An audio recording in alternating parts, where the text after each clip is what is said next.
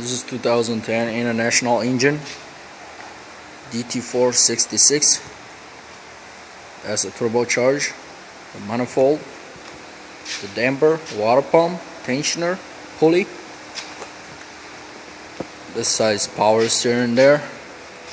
Yeah. The intake line, the fuel line, the injectors there. Completely rebuilt this engine. Redone it. All the parts are laying down here. So you can see it. It's late night, 12 o'clock a.m. in the morning. Shop's closed. Shut down the keys. This is crank wrapping inside.